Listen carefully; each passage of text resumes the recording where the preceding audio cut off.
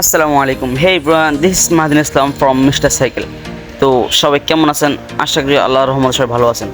তো আজকে যাচ্ছে একটা স্বপ্ন পূরণ করার জন্য। অনেক দিনের একটা স্বপ্ন ছিল, একটা দামি সাইকেল চালাবো, দামি সাইকেল কিনবো। তো যেই ভাবনা সেই কাজ। অনেক দিন টাকা জমাচ্ছিলাম, টাকা জমিয়ে আস্তে আস্তে দেন আগের সাইকেলটা বিক্রি করে দিয়েছি। আপনারা অনেকেই আগের আমার একটা পোস্টে দেখেছেন, আজ থেকে 3 থেকে 4 মাস আগে। তো যাচ্ছি মেট্রো রেল যুগেই। সাইকেলটি মূলত বিজয় সরণিতে যে ওনার বাসা ওইখানে। তো মেট্রোলে যাওয়ার সময় এখানে ফায়ার সার্ভিসে কিছু শ্যুট নিলাম, দেন মেট্রোলের ভিতরে প্রবেশ করলাম, দেখলাম অনেক ভিড়।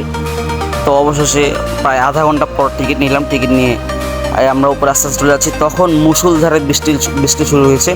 মানে এত পরিমাণ বৃষ্টি, আপনাদের সাউন্ডগুলো মানে শুনতে পারলে মানে কী বলতেন, এত স্পিডে বৃষ্টি যে উপরে যে মেট্রো রেলের ওইটা মানে ছোটো ছোটো ফাঁক দিতে বৃষ্টি পড়তেছে। মানে এত স্পিডে বৃষ্টি পড়তেছে, ধুম ধুম ধুম ধুম জাস্ট আওয়াজ হচ্ছে, এছাড়া অন্য কিছুই না।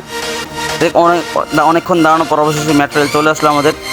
ট্রেন আসতে দেখি ট্রেনের ভিতরে যে পরিমাণ মানুষ, আল্লাহ!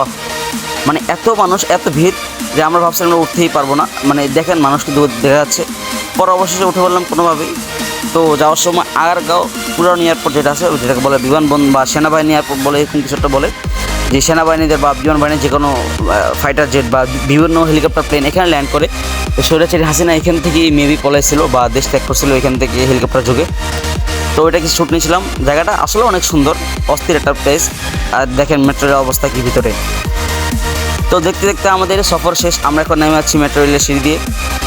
পাশে আমার ফ্রেন্ড ছিল, ওর কাছে মাঝে মাঝে আমার ভিতরে এক্সাইটমেন্টটা শেয়ার করতেছিলাম। দেন অবশেষে আমরা চলে আসলাম সাইকেলের কাছে। এই হলো আমাদের সাইকেল। তো এই যে ওনাকে আমি টাকা বের করে দিচ্ছি। মাঝখান দিয়ে একটা ভিডিও বার্তা নেব বলছিলাম, উনি বলে পরে ভাই একটু সাইডে আসেন, আমরা সাইডে কথা বলে এসে গিয়ে।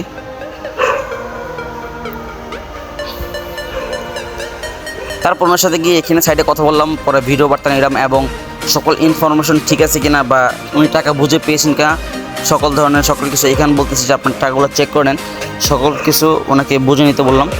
সাইকেলে ওনার ভাই আপন মনে টাকা গুনতেছে, মানে একদম টাকা নিখুঁতভাবে দেখতেছে কোন টাকা কী খবর।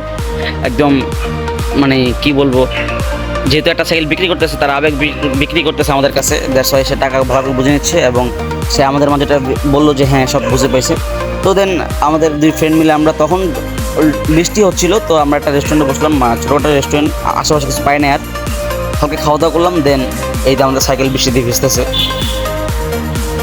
সবাই ভালো থাকবেন, সুস্থ থাকবেন।